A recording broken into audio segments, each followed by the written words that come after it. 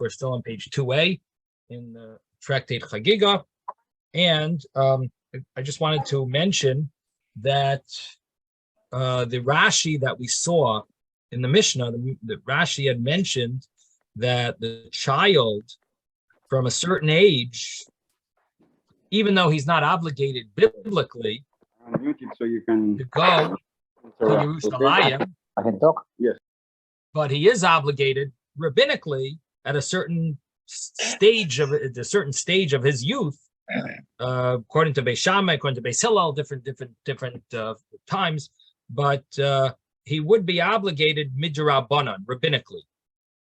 And Rashi says the rabbis placed an obligation on his father and on his mother to be mechanachim with mitzvahs. So I told you this is a famous Rashi because it adds the fact that the mother has a mitzvah of chinuch, even though normally we talk about the father being the one responsible for the chinuch. And of course, practically speaking, the mother often gets involved with the chinuch. But did the rabbis place an obligation on the mother? Normally, we don't see it that way. But Rashi here mentions that there's an obligation on the mother of chinuch. So the question is, does this apply lahalacha? Is this view of Rashi, is this accepted in the final law? And so in the Shulchan Aruch, in chapter. Say something. Okay. In chapter 343, the Shulchan Aruch talks about the laws of Shabbos. It mentions that a katan, oichel nevelos, if a katan is eating non-kosher, so the bezdin, if he's right near the court, the rabbis from the court, they don't have to stop him. They're not mitzvah lahafrisha. They're not obligated to stop this child who is eating non-kosher, but the father is a mitzvah for him to scream at his child and separate him from this prohibition. Now the Mishnah Berurah here mentions, because not only is it when a person is eating non-kosher, but even when it's to fulfill a mitzvah, even to fulfill a positive mitzvah, not just like a negative mitzvah, you have to separate him from transgressing a negative mitzvah, but even to fulfill a positive mitzvah, there's a mitzvah to do chinuch. Chanoich lenar al pi darkei. And for sure, to separate someone from a child from a prohibition, that it's a responsibility on the father. I just want to mention, Zev, we hear every time you speak unless you're on mute. So if you're talking to the aide over there, we're hearing it. So that's why I keep putting you on mute. So if you want to speak up, you have to unmute yourself if you want to ask a question or say something. But otherwise, try to stay on mute. And the same applies to everyone. We try to make it comfortable for everyone that we shouldn't have background noise. So if anyone wants to say something, of course, unmute yourself and speak. Otherwise, we'll try to keep everyone on mute. And this way, everyone can hear properly. So the Mishnah Berurah here mentions that some of the achronim, some of the halachic authorities, the later halachic authorities, hold that the mitzvah of chinuch is also on the mother. So the Mishnah Berurah brings this opinion down, and he mentions that it's brought in some of the later halachic authorities. They follow Rashi here. This is our Rashi. Our Rashi here mentions that the rabbis placed the mitzvah of chinuch on the mother as well. That is brought at least as a one of the views, or some authorities hold that way. It's not accepted according to all authorities, but some authorities do follow this Rashi, this view of Rashi. Now the Alter Rebbe doesn't hold that way. He says the mother is not mitzvah on the child at all, whether a positive mitzvah or a negative mitzvah. The Alter Rebbe says doesn't follow this, but it is brought in some of the other authorities, and Mishnah Berurah brings it down. Yes, David. Yeah, some people might not know what the word chinuch means. So chinuch means education. Who is responsible to educate the child? And here we generally understand that the rabbis, biblically, it's interesting that there isn't really a mitzvah, an obligation for the child to fulfill all the mitzvahs. It was sort of given over to the rabbis to make that obligation. In other words, the rabbis established that the mitzvah of the mitzvah of chinuch, of education, is placed on the father, and according to some opinions, even the mother, and they are obligated in educating the child in fulfilling the mitzvahs. Now, of course, it's vishinantam b'banecha. There's a mitzvah to teach your children, but is it a mitzvah to, in other words, to actually fulfill the mitzvahs? Is that an obligation on the children as well, or is it only rabbinic? So the general understanding is chinuch is a mitzvah midrabanan. It's a rabbinic law that the rabbis established. Now, you could say that it's the rabbis sort of organized it in a more official format. Of course, biblically, it was obvious that you would need to somehow prepare give your children some education, but the rabbis established it as an official rule that all the mitzvahs have their level of chinuch and a certain age. But the bottom line is we generally understand it to be a mitzvah d'Rabbanan. Yes, David. What about Mishinantam Levanecha? That sounds like a biblical obligation. Yeah, I just said, didn't you hear that I said that? Mishinantam Levanecha? I just quoted. I thought you were saying that it's a rabbinical ordination, not a biblical. No, I said it's rabbinic, and then I said, and even though it does say Mishinantam Levanecha, nevertheless, that would be teaching him Torah and so on, and teaching him about the mitzvahs, but to actually fulfill them seems to be at least according to the common understanding, is that it's rabbinic. It's a rabbinic obligation. Yeah. Okay. Now it's interesting. The Mishnah Berurah here goes through a long drasha, a whole long series of encouragement and inspiration about how important it is for parents to stop their children from speaking lashon hara. He says it's a very big sickness. That because the parents don't stop their children, the father doesn't stop his children from speaking lashon hara, then they get used to it, and they get older, and they can't control themselves anymore. They're so used to speaking lashon hara and rechilos, and lashon hara means gossiping, and so they get so the Mishnah Berurah goes through a whole long thing of it's a mitzvah for the father to stop them and separate them, and for sure also the same thing applies if they get into fights and they lie and they curse. And he says many people are nichshol, that they don't, they just let their kids do as they want, and they don't stop them when they're speaking lashon hara. Gossip, rechilos is a type of gossip where you tell someone what the other person said about them, and so on. Cursing, and it becomes so common that even when they get older, they can't control themselves. So this is it becomes like a heter, almost like they think it's permissible, and so it's a necessity for parents to educate their children in these areas. Yes, Ben. I wanted to say from the language in the Torah, it means it's an obligation on the father only. Which word? Shinanta, lo shinant. Okay. But maybe the woman was the rabbinic obligation. Well, the thing is that we are not really talking about the biblical obligation at all. We're only talking about the rabbinic obligation. It's a rabbinic obligation on the father, and Rashi says also on the mother. Yeah. So this is. But from the Torah, it's on the father.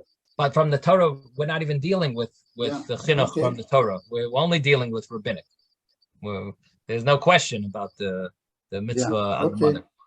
But Here we have the laws of chinuch in the law. It's in the laws of Shabbos in chapter 343, and it talks about the father's obligation. And Mishnah Berurah brings down even the mother, at least according to some opinions.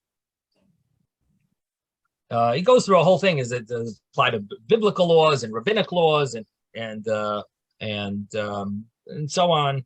It's here. This is chapter 343. It's a very important chapter for parents.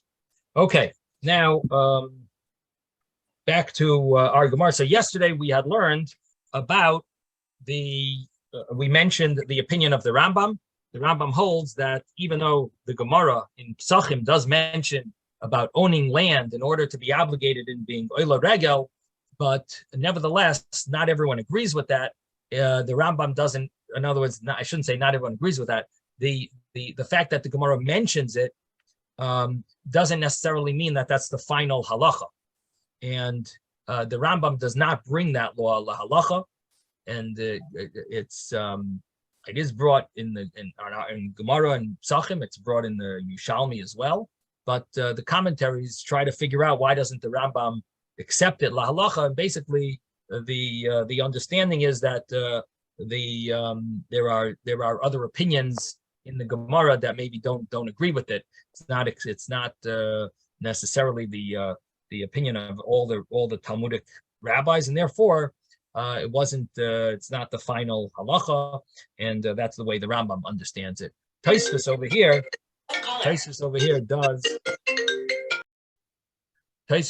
does include it as if it's the final say. He does mention it when he talks about the exclusions of our Mishnah. He mentions that the Mishnah skipped out a number of cases, and he includes that as well as one of those cases that was skipped out, the case of Misha Ein Loi Karka, a person that doesn't own land in Eretz Yisrael. So we're going to continue in the Gemara.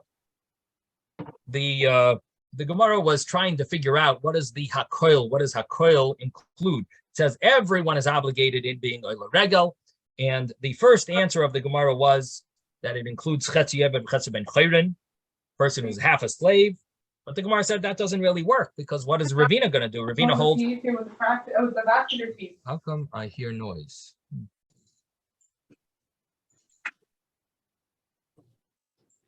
So according to Ravina, that wouldn't work, because Ravina holds a half an Eved and a half a Ben Chayrin, and a half a slave. Person who's a half a slave and half free, which we said had to do with the fact that he was owned by two owners. One of them freed him, so he ends up being half a slave and half free. He, according to Ravina, is exempt from being Oila Regel, from going to the Beis Hamikdash for the holidays. He's exempt. So when the Mishnah says Hakol Chayav and Beri'ah, everyone's obligated, can't include him. So what is Ravina going to do? So the Gemara explains that maybe it means someone who was lame on the first day and became healed afterwards. But then the Gemara says that doesn't fit either, according to some opinions that hold that if you're exempt on the first day, then you are exempt forever, because the whole main obligation is only the first day. And if you're exempt, then you don't have to make it up. There's no makeup. There's no need for a makeup. You were exempt. If you were obligated, so one thing, but you're exempt. There's no need for a makeup. So therefore, you would not be obligated in going to be the Beis Hamikdash if you were lame on the first day, according to those views. So then the Gemara concludes with a final answer that that it includes a summa be'achas mi'enu, a blind person in one of his eyes, and the Gemara says that this doesn't fit according to one Tana. Yochanan ben Dahavoy, he holds a blind person in one of his eyes. A person can't see out of one eye. The opinion of Yochanan ben Dahavoy, the name of Rabbi Yehuda, is that he is exempt, but our Mishnah holds that he is obligated. Now, let's just think for a second. So the Gemara gave three options. What is the conclusion of the Gemara? Are any of those options good? None of the options good? It kept looking for another answer. So what was the Gemara really saying? Was it saying we can't answer the first answer, or is the first answer good? It just doesn't fit Ravina? Does the final answer work? Like what is the Gemara really telling us? Anyone want to try to figure this out? Again, the Gemara gave 3 answers. The first one I understand was not really good enough, but is it partially good? It's not good at all.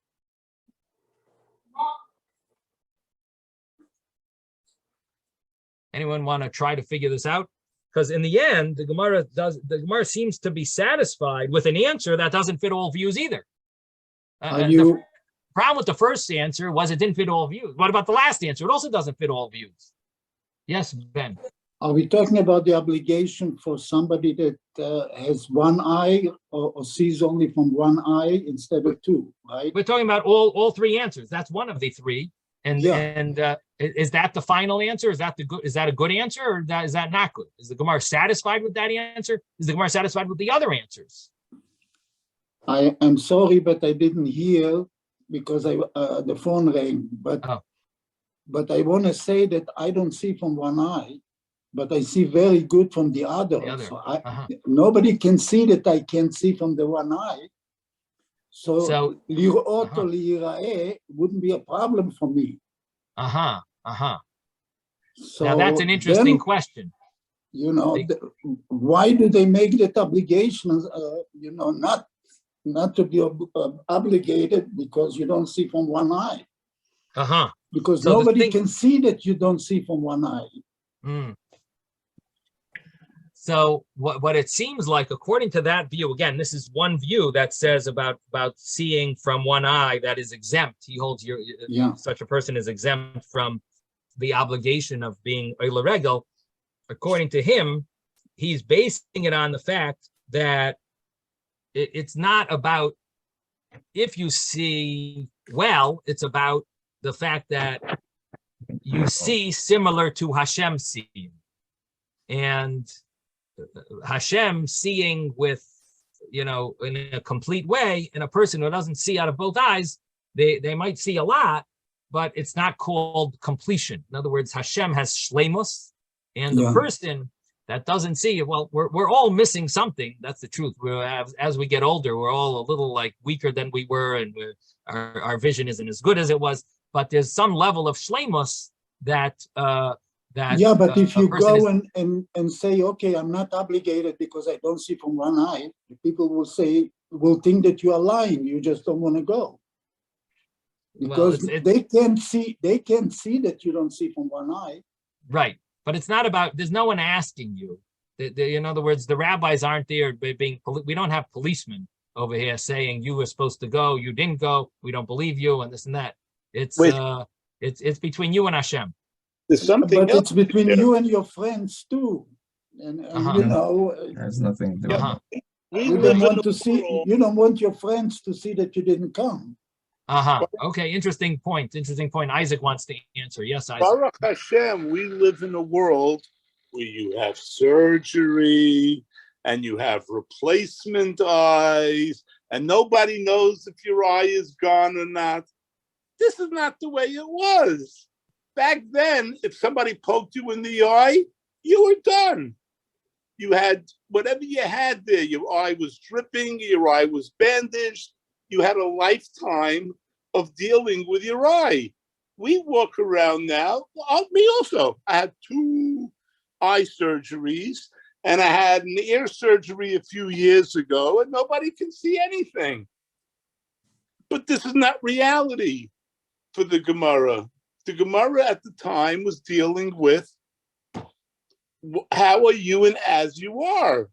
And therefore you're missing it. Not that, well, nobody knows, I can see okay, and I can still walk, and this is our Mishigas today. I think Isaac, I think Ben is wondering what would be the halacha nowadays. Would a person be obligated to be Oila Regel because, if you go through those surgeries and you could see? So I would say no. I would say no, because the idea is, are you complete or not? Not whether or not people can tell or whether or not you can make up for it. So I think it depends. I think it depends. If they actually can fix your eyesight with the surgery and you could actually see after they fix the eyesight, maybe there's room to say that you're not blind in both eyes. But but if they can't fix it, in the meantime, But until they fix it. Isaac is talking about complete. If you break your finger, you're not complete either. Nobody can see that you broke your finger. And they don't say anything about the finger. They don't say anything about the finger. Right, because the pasuk about it. Because the pasuk says lira ice. The pasuk only says you have to be similar to Hashem in seeing. Yeah. So because the pasuk only says similar to Hashem in seeing, so you can't really say that you're similar to Hashem in seeing. The same way He is, you are. You can't really say that. Now, practically speaking, I will tell you that I think that if a person is blind in one eye, they don't have the same exact vision because of the limitations of where is the right eye sees this amount and the left eye sees that amount. So there's a certain area in the left that you actually don't see if you only see out of one eye. And you also have not so practical. Rebbe, you have no depth perception. You can't measure a foot and 2 feet in front of you because you only have one eye working. You don't have stereo. So I'm not disagreeing with you. You have great vision, and I think that's great, Baruch Hashem. But at the same time, it would be considered to be that you maybe are not in vision. It's not 100% complete. You know what I mean? It's not. There is what the Gemara says. That the person doesn't have. Now, is that the halacha? We have to look it up in Shulchan Aruch who the halacha follows. Does it follow Yochanan? Or does it follow the other view? But according to our Gemara, there is two opinions about this. At least there is an option to have 2 opinions. In other words, we do have Rabbi Yochanan ben Dahavoy that says someone who's blind in one eye is exempt, but it could be that the Mishnah holds that he's not exempt. The Mishnah says everyone is chayiv in riyah, even someone who's blind in one eye.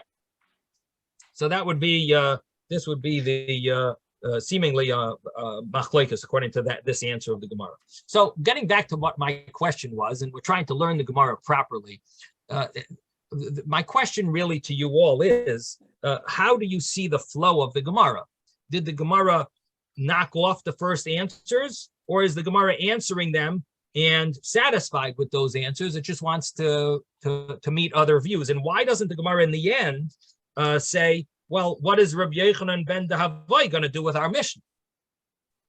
Why doesn't the Gemara say that? In other words, we have, what is the flow? How does the flow work over here with the Gemara is not satisfied with the verse one, but the last one it is satisfied with?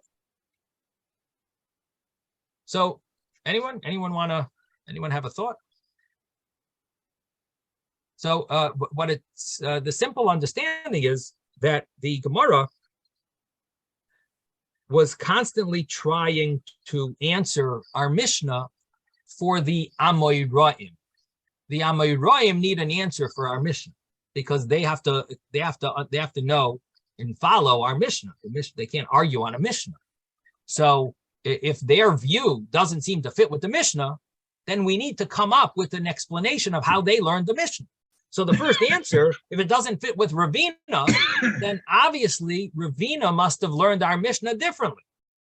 So we have to come up with an understanding how Ravina would have learned our Mishnah, because if it doesn't fit with him, he's not able to argue on our Mishnah. So therefore, the Gemara is not satisfied with the idea of Chatzi Ebed Chatzi Ben Chayrin, because such a person, according to Ravina, would not explain Hakol Chayav and Beriyah, because he holds the opposite. He holds he's exempt from going to the Beis Hamikdash. So the Gemara is not satisfied with Chatzi Eved Chatzi Ben Chayrin. The Gemara has to come up with a Chiger B'Yom Rishon. But then the Gemara says that also doesn't fit for the Amoraim, for the Talmudic rabbis. And so because the Talmudic rabbis have to explain a Mishnah. Mishnah is from the Tanoim, from the Mishnaic rabbis. So there's the earlier rabbis and the later rabbis. The later rabbis of the Talmud, they have to follow all the Mishnahs. They can't argue on a Mishnah. So the Mishnah rabbi has to be able to be understood. So therefore, the Gemara is not satisfied with the first answer. The Gemara is not satisfied with the second answer because we have Amoraim, later rabbis, that obviously can't learn their pshat in the Mishnah. So then comes the Gemara with the third answer. And the third answer is, we're talking about a summa, a person who's blind in one eye. Now, someone who's blind in one eye, there is a Tana that doesn't agree with this. Yochanan ben Dahavoy in the name of Rabbi Yehuda. But you know what? That's not a problem. Because this is a Tana. A Tana can argue with the Mishnah. So that's an opinion that doesn't, our Mishnah says one way, that rabbi says another way. He's a rabbi of the Tanoim, and they're allowed to argue. So the Gemara is satisfied with this answer. The final answer is fine according to the Gemara, because we have a rabbi that doesn't fit with, but that's fine because he's arguing with our Mishnah. Okay, but our Mishnah says one way and he says the other way. So that it seems to be the flow of the Gemara. Now it's a little understood why the Gemara is satisfied with the last answer. The Gemara was not satisfied with the earlier answers. That's what it seems like, at least that's the meaning of the Gemara. Now, the Gemara does come up and say, but you know what? We could answer, the first answer could be a good answer as well. And that's what the Gemara goes back to, and it says, V'iboyasema. And that's where we're going to start now. We're on the 6 lines up from the bottom of the page. What? You finish? No. What do you have there? You need this? Okay, we got to figure out how to stop this issue here. Okay, so we're back in the Gemara, 6 lines up from the bottom of the page. Chagiga, page 2, page 2a. The Bayas Ema, and if you want, say the following. You could explain the first answer, and it won't be a problem, even though we did have a question. La'olam kida amri meikara. Really, it's like we said originally, udekakashalaf, in this, that it was question, you had a question. Had the Ravina, this statement of Ravina, that it doesn't fit with the Mishnah, like kasha, it's not a kasha, it's not a question. Kan Commissioner Rishona, Kan Commissioner Achroina. Here we're talking about the first Mishnah, meaning the first teaching. And here we are talking about the later teaching, the teaching that they concluded with, a later conclusion. They had an original assumption and understanding, and then they came to a later conclusion differently than they originally concluded. It's Commissioner Achrein. Ditnan, because we do have a Mishnah. The Mishnah says, Misha Chetzia Yeved, Chetzia Ben Chayr. A person who was half a slave and half of Ben Chayr. He was half free.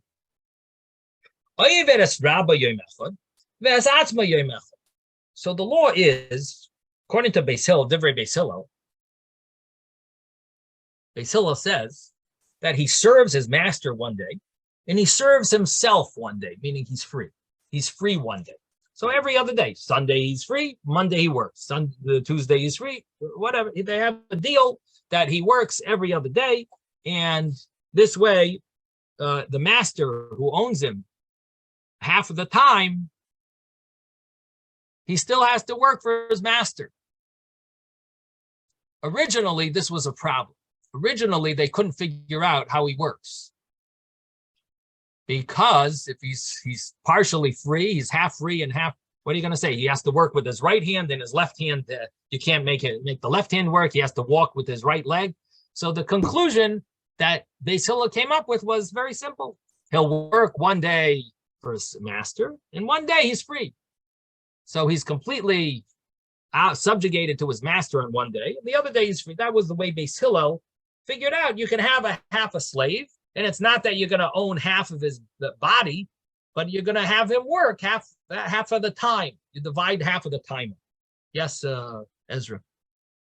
I figured because Shabbat, he doesn't work at all. It doesn't matter which side of the coin. So therefore, the other 6 days of the week, half of them would work for his Rav and half would work for him. That's what it would seem like. Yeah, I guess Shabbos, he wouldn't be able to, I don't know, I have to think about that. Would he be able to work things that he's allowed to do on Shabbos? If a person buys a Eved Kanani, now he's not allowed to do malacha. Is he allowed to do things that aren't? Is he subjugated to be a slave on Shabbos on things that aren't malacha? Again, he's chayiv in like a woman, would he be? I don't know. I have to think about that actually. I mean, Because if that's not the case, then you can't have half and half. well, you could do one Shabbos he works, one Shabbos he doesn't work, But so yeah, I mean, it's not impossible. I'm not sure. I have to maybe look it up. Maybe it's the Rambam has a Hilchos Avodim. You could look it up there, see if it says anything about that. I guess it would be dependent on Hilchos Shabbos as well. I thought he can work on Shabbos but you cannot tell him what to do. If he knows ahead of time what he has to do, I think he can. There's definitely he's allowed to do things. You're allowed to do things. I mean, So it's not half and half. That's the problem. But why wouldn't it be half and half every other day? Sunday, yes. Monday, no. Tuesday, and it just keep on going. So come Shabbat, you have a problem. And I don't agree, you may agree that one day, one Shabbat, yes, one Shabbat, no. But, in the long run, somebody's got to keep track of how many he had as Ben Cholin and how many he had as an Eved working for his master. So unless something is worked out for Shabbat, for that particular Shabbat, then you have a problem. It's not a 50-50 proposition. Well, I mean, I would think it would be similar to when they work it out when he's owned by two owners, and it would be the same thing. That you get this week, I get that week. You get this week, I get that week. I mean, I don't know if it's so complicated. I'm not sure. I think it's possible that it could be that he's obligated to work on Shabbos, but I don't know the laws of slaves, so I really should look it up. But it doesn't seem to me the problem that you're facing. I don't see that as a problem. In other words, it's just like every Sunday. I mean, did he work or didn't he work? He was supposed to work for me on Sunday. Did he? I mean, it's the same thing. This Shabbos he works for me, and the next Shabbos it's every other day. But anyway, so Beis Hillel says that he works for his master one day, and one day he is free.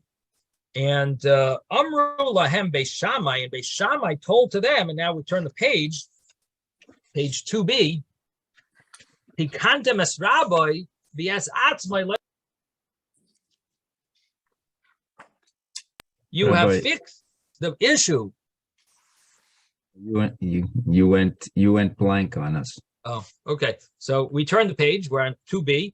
Tikantem es Rabba. You have fixed the issue for his master. Ves atzmai loy tikantem, but you have not fixed the issue for himself. And what does this mean? You fixed the issue called the Choshen Mishpat issue, the monetary law issue. You haven't fixed the issue of Pirya Verivya. You haven't fixed the issue of his mitzvah of having children. So you fixed the issue of the fact that how you went again. We lost you again. I'm sorry, my keyboard somehow is okay. You fixed the issue of what's called the Choshen Mishpat issue, the monetary issue, but you haven't fixed the Yeridea issue or Even HaEzer issue, the issue of having children, the mitzvah of Pru or Vu, having children. You haven't really fixed that issue. And it explains, Lisa Shifcha Eino Yachol, to marry a maidservant, a Goyish maidservant, who, is working for a Yid, so she did her partial conversion, but it's she's still a slave. So Eino Yachol, he can't marry her. Why? Normally he should be able to marry her because he's a slave and she's a slave, but he can't because he's partially free. His side of freedom doesn't allow him to marry a shivcha, a maidservant. So Lisa shivcha eino yachol, can't marry a maidservant. Bas chayrin eino yachol, and he can't marry a free girl because he has that side of him that's a slave. So Lisa shivcha, so he can't marry a shivcha, he can't marry a bas chayrin, a regular free girl. Li batel, So what are you going to say, that he should be batel and be not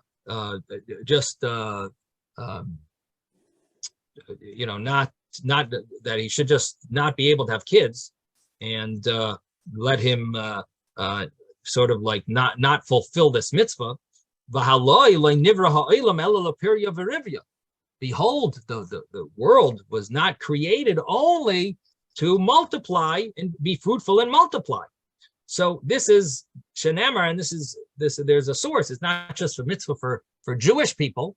It's a mitzvah. The world was created for Periya Verivya, as it says. Shenemar, as it says, Loi Tayu Bara Lo Shebes Yitzru. It wasn't created for Tayu, for nothing, for nothingness. It was desolation. It was Lasheves Yitzra. It was created for settlement. So therefore, you're really not working things out for this slave. This slave is stuck in a situation, and they told Beis Hillel, you didn't fulfill. You're not thinking about the other obligation. You've thought about the monetary issue. So the Gemara says, Elam ibnei tikkun ha'olam, rather because of tikkun ha'olam, which means fixing the world. Kaifenes rabbi, you force the master. V'oisa oisai ben chayrin, and he makes him a free person. V'kaisav leishtar al chatzi dama, and he has to write him a shtar, a document, on half of his value. In other words, that he is responsible to pay. If he gets money, he will have to pay back the master his value, and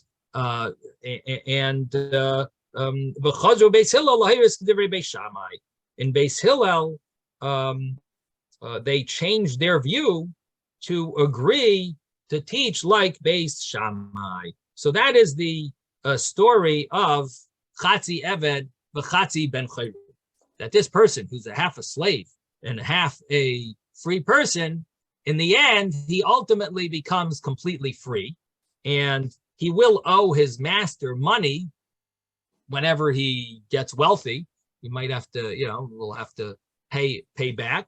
But in the meantime, the master has an obligation to free him, because if he would be a slave, no problem. He could stay a slave forever.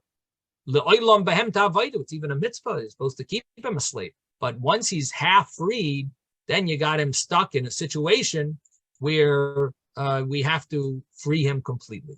And you have to free him completely in order to Lasheves Yitzra, that Hashem created the world for settlement, and Tikkun Ha'olam, we have to force his master to free him, and ultimately he will be a free man and be able to marry a regular Yisraelis, a regular Jewish woman.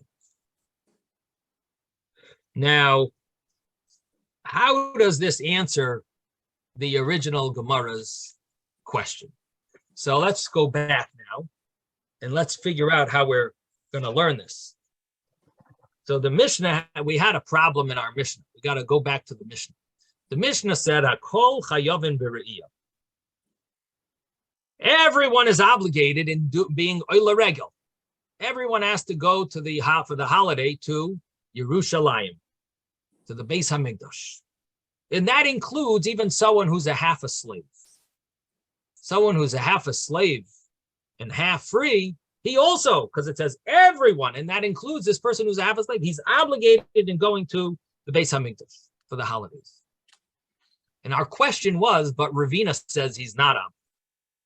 So we just learned the Mishnah. He says he is obligated. Everyone is obligated. That is including this half a slave and half free. He's obligated to go to the Beis Hamikdash. And Ravina says he's not obligated. So how is Ravina going to learn our Mishnah? So the Gemara answered that there's a Mishnah Rishona and a Mishnah Achrayna. There's the original way that Beis Hillel paskined, and then there's the way Beis Hillel changed their view after Beis Shammai convinced them. And they changed their view to say that the master has to free them, has to free him. So the way the Mishnah is going to now read, everyone is obligated in going to be oila regel That is going to be the final view of Beis Hillel. The final view of Beis Hillel is, that's a Mishnah Achroina, is that even a Chatzi Eved Chatzi Ben Chayrin, he's a half a slave. Why does he have to go to be Oila Regel? Why does he have to go to the Beis Hamikdash? He's half a slave. Shouldn't have to go. The answer is because his master has to free him. He's already in the category of someone who's free. Because once the rabbis placed an obligation on the master to free him, he's considered that he's potentially free already. So even if he didn't get free yet, the obligation is already on him to be Oila Regel because the rabbis placed this obligation on his master to free him. So he's considered a free person. It hasn't arrived yet, his freedom, but it's fine. He's basically a free person. And because of that, he is obligated to be Oila Regel. Now, the Mishnah later says that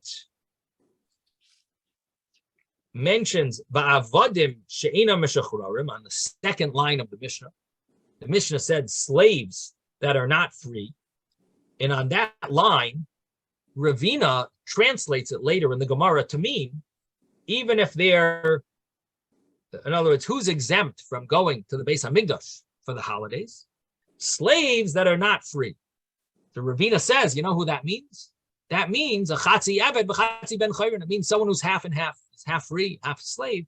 He is exempt from going to the Beis Hamikdash. So you have the first line of the Mishnah saying he's obligated. Then the second line of the Mishnah says he's exempt. Because Ravina learns that it means that not that he's fully a slave, even if he's partially. He's a slave that hasn't been even, that hasn't been freed at all. But once he's partially freed, according to Ravina, he's exempt from being Oila Regel. I'm sorry, not once he's partially freed. Even if he's partially freed, he's still exempt from being Oila Regel, according to Ravina. So the way Ravina learns the second line of the Mishnah would sound like he's going to not have to go to the Beis Hamikdash. So the first line of the Mishnah says he has to. That's the Mishnah Achroina. The second line of the Mishnah is the way Beis Hillel initially understood it. And the way Beis Hillel initially understood was that slaves that are partially free, they're not going to get totally free. You keep them the way they are. Keep them the way they are. He's exempt from going to be Oila Regel. So it comes out that what's the final conclusion? Is a person who's a half a slave, does he have to go to the Beis Hamikdash? Yes. The final conclusion is he does have to go to the Beis Hamikdash. He's half a slave because his master is going to have to free him. Bezdin is going to get on top of their case, and Bezdin is going to force the master to free him. If he doesn't free him, he's going to get freed anyway. He's going to end up getting freed, and therefore it's happening soon. He's free. He's got to go to the Beis Hamikdash. But the second line of the Mishnah that it mentions slaves are exempt, even if they're partially freed, they're still exempt from being Oila Regel. That was the original statement of Beis Hillel. In that statement, we didn't change the wording. We kept it there, even though it's not the final conclusion. But it's the way it was worded originally. We just kept it. We didn't mess up. We didn't mess with the words. We didn't change. We didn't plagiarize. We didn't mess with the text. We didn't touch it. We just left it the way it is. We kept it there, and that was the original wording. So now, if you look in the bottom Rashi says Mishnah Rishona, bottom Rashi on page 2a. Rashi says Koydem shechazru Beis Hillel, before Beis Hillel changed their mind lahoyrais to teach. Kedivrei Beis Shammai, to paskin like Beis Shammai. That is the original Mishnah. The Seifa de Masnisin, the end of the Mishnah, the Tani that says Chutz min ha'avadim she'eina meshachrorim, that it says in the end of the Mishnah, or the second part of the Mishnah, that it says that people who are exempt from going to the Beis Hamikdash are slaves that are not freed. The Ukma Ravina explains that to mean that a person who's half a slave, the putter, that he's exempt. That was a statement that was mishness, that was learned Koydem shechazru Beis Hillel, before Beis Hillel changed their mind But after they changed their mind and agreed to Beis Shammai, that Bezin has an obligation to free the slave. It's as if he's already freed. And he's obligated to go to the Beis Hamikdash. And that's the first part of the Mishnah. Kol chayavin u'mishnah shenishnes, in the Mishnah that was already learned, meaning the second line of the Mishnah, loy zazam imkaima, didn't move from its place. It stayed the way it was written, and we're not budging the way, we're not switching the words. We're keeping it because that was the original pure, the way it was learned, its purity, and we're just going to keep it there. But the way Beis Hillel changed their mind, that's the first statement of the Mishnah. Hakol chayavin v're'iyah, everyone is chayev, and that is including the chatzi ebed v'chatzi ben chayrin, that he would be obligated being oila rego. So now we have basically the answers for the Gemara, the final answers of the Gemara of why it says hakoil is either it's including that a person who's blind in one eye is obligated to be a regel, and that would fit with all the Amayroim. And then we have the first answer of Chatzi Eved Chatzi Ben Chayrin, that also could fit with all the Amayroim, because that is the Amayra that it didn't fit with was really based on an original explanation of Beis Hillel, that Beis Hillel changed their mind afterwards. And therefore, even that answer, even that opinion would fit with the Hachetzi Eved Chatzi Ben Chayrin, that he would be obligated to be Oila Regel, and that's why it says Hakoil in our Mishnah. Okay, so now we've concluded this first little sugya of Tractate Chagiga. Any questions? Yes. Yeah. Question. So ultimately, we're dealing here with an Eved Kanani. Eved Kanani. So we're dealing with an Eved Kanani who wants to be, according to the first Mishnah, he just wants to be Oila Regel. He's a chiyuv to be Oila Regel? I mean, I'm trying to imagine. An Eved Kanani took on whatever mitzvahs, but now he's fighting for his right to go to Yerushalayim. In the second case, he's fighting for something more fundamental. He's fighting to be freed, because he has a halach that he has to be Oila Regel. So now we say, Beis Hillel agrees that the owner has to free him. So now he's running to Bezdin to be freed. It's just interesting, the difference. One is he's going to Bezdin. Why? No reason why he should go. So I don't see it exactly as you're saying it. The way I understood the Gemara was, it's not that he's running to Bezdin. Bezdin is telling him, you're a half a slave, half a ben chayv. The halacha is that you have to go be Oila Regel. Now, Bezdin will also tell his master that he's got to free him, but that's whether he freed him or not. He is in the category of someone who is supposed to be free. So because he has the official rule about this guy is that he's getting free soon, because the rabbis made a law that his master has to free him. So therefore, he's considered, even in his situation now, he's already like he's fit to be freed. Kol haroi labila, well, that would be bila makevet. I always try to imagine, how do you implement? It's nice to have halachas, right? How do you implement it? Who goes to whom to start this, and what's the process and what's the end? So you're saying Bezdin says to the Eved who's sitting at home, you should be going Oila Regel. Right. Now, he might be the one saying, I'm supposed to be Oila Regel. Maybe Bezdin's not telling him. He could also be telling himself, I want to go Oila Regel. I'm going. That's it. I'm not asking anyone. I know I'm obligated. He learned the Gemara Chagiga. So he went to Shul. He was helping. His master carried him to Shul. He pushed his master to Shul, and now he heard the Gemara Chagiga. He's obligated to go to the Oila Regel. I just find it always interesting to imagine, how do you implement this? How did this start? How did this end? How did you get to this question? So according to the first, with Beis Hillel originally, he has no reason. Well, he doesn't get freedom. By the second Mishnah, he gets his freedom. Right. But what's interesting is that he's only supposed to be freed. He's not really freed yet. And nevertheless, we're considering him obligated to be Oila Regel, even though he didn't get it. Like you would think, well, we should force the master to give him, maybe the Mishnah should say he's obligated to get freed, and we force the master before Yontif to free him. No, that's not what we're saying here.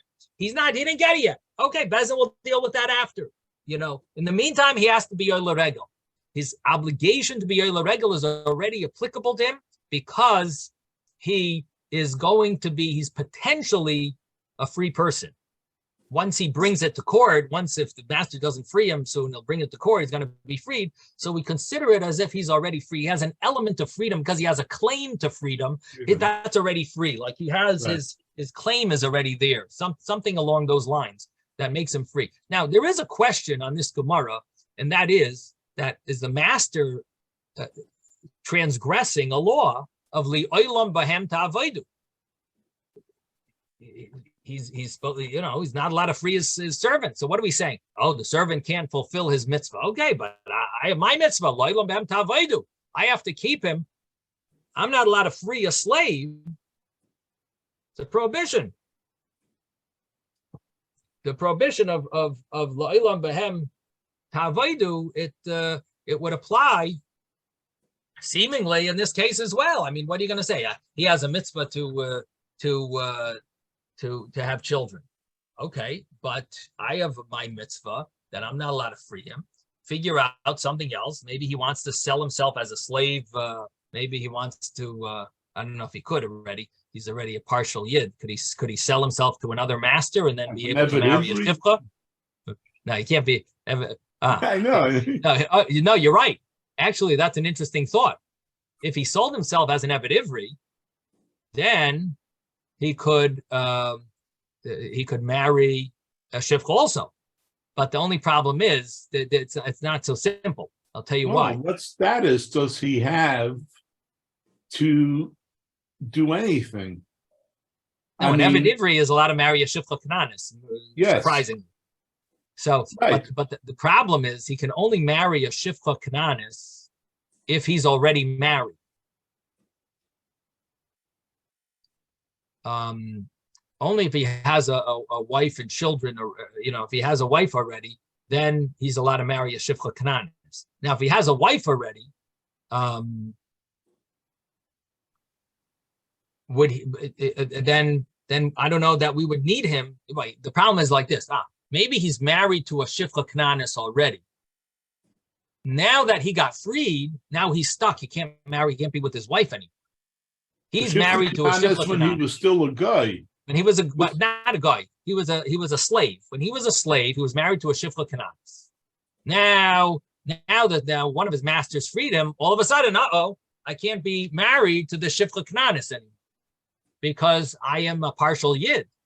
I have I have laws because I was partially freed. That means that I'm somewhat of a yid. I can't marry this. I can't be married to the shivcha kananis. And now you're going to tell me, okay, so he'll become an Eved Ivri. Rabbi, I'm not. I don't know if it'll work. You just confused me.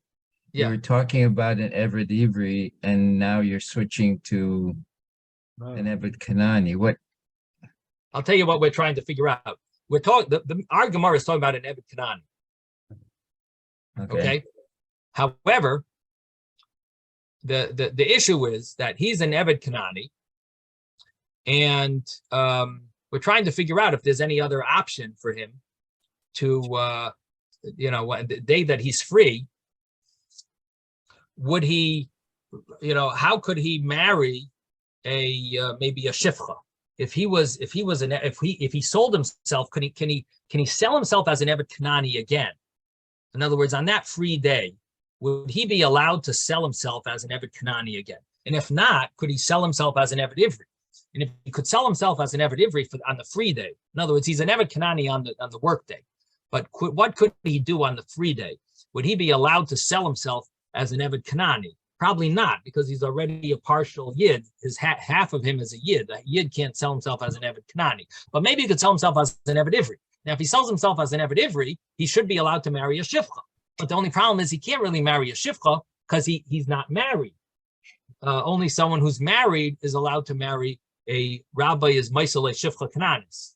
So it ends up that I guess he's stuck. He's no longer married to his Shifcha, and it would seem that it's too late. He can't marry. He can't become an Eved Ivri. So the only option is that he's getting freed. He has to get freed from his master. Now the problem is that the master is transgressing a law when he frees him of Lo'olam Behem Ta'avaidu. You're not allowed to free an Eved and Eved Kanani. So the only answer is that it seems that for mitzvahs we do free an Eved. Where do we find this? That if you need a minion, we found right. We had that Gemara where you need a minion, and so you free your Eved in order to make a minion. Now you could say that it's a similar idea here, because minion is not necessarily your mitzvah to create a minion. If there's a congregation, there's a mitzvah for them to have a minion. So the question is, is it a mitzvah on the community to have a minion? And yet you have an obligation to free your slave in order for the community to have their minion. It's questionable if it's really your mitzvah or not. But nevertheless, you have to free your slave in order for them to have a minion. Here also, you're freeing him so that he could have the mitzvah of pru or vu. So he could fulfill his obligation, which is not necessarily, now, the mitzvah of pru or vu seemingly would apply even if he has children already. Even if he has children already, the mitzvah of pru or vu would still apply, at least because that's the mitzvah of pru or vu doesn't end once you have. This is a pasuk used to teach that even if a person has children, they still have to fulfill it because lo tayu bara l'shavas yitzra. So the mitzvah of lo tayu bara applies even after a person has a male and a female, which is the mitzvah of pru or vu, because they use this pasuk for that lesson, for that teaching. So it would seem that even if he has children from before, he would still be a mitzvah to have to get married. Now, or you could say that it doesn't matter even if he has children before, because now that he became Jewish, now he's a ger. And so now that he's a ger, he doesn't have children yet. He didn't fulfill the mitzvah now. Now he needs to start fulfilling the mitzvah. So now he has upon him the mitzvah of pru or vu. But you could, and so the mitzvah of pru or vu just arrived when his master freed him. That mitzvah arrived when his master freed him. He now has a side of freedom to him. And that side of freedom now obligates him. Now he's a full Jew during that, and that half of him. That half of him is completely Jewish. And because that half of him is completely Jewish, he has an obligation of the mitzvah of pru or vu. He's obligated mitzvahs like a man. He has a mitzvah of pru or vu. And therefore, he's got to, we have to do something to allow him to fulfill this mitzvah. Now, it's interesting that the Gemara says it uses this pasuk, "Lo tayu bara l'shavas yitzra," and it doesn't use the pasuk of pru or vu. He has an obligation of pru or vu. Why does it use this mitzvah of "Lo tayu bara l'shavas yitzra"? Why doesn't it say the mitzvah of pru or vu? That's a good question. We're going to have to think about that one. Maybe it has something to do with the fact that Loila Tayu Bar L'Shavitz Yitzra applies even to Canaan. It applies even to his side of being a slave. In other words, even Goyim have a mitzvah of Loila Tayu Bar L'Shavitz Yitzra. And this obligation applies even to his side of being a slave. Now he can't fulfill that fulfillment. In other words, when he was a complete slave, he was able to be married to a shifcha, to a maidservant. And now that he's not a complete slave, he's not allowed to be married to the maidservant anymore, and he's not fulfilling, even that side of him is not fulfilling his obligation of lo tayu bara l'shavas yitzra, and therefore now you would be obligated in freeing him in order to fulfill the lo tayu bara l'shavas yitzra, even as a slave. Anyway, something that we have to think about and try to see if the commentaries talk about it is about this mitzvah of pru or vu and why the Gemara brings the pasuk of lo tayu bara l'shavas yitzra. Now, Taisvis asked this question, really, and Taisvis says that this assay of Tayubara is more stronger than Pru or Vu. But to be continued tomorrow, Mr. Hashem. Okay, Sei gesund, everyone. Have a wonderful day. Thank you, Thank Rabbi. you, Rabbi. Rabbi. Thank you.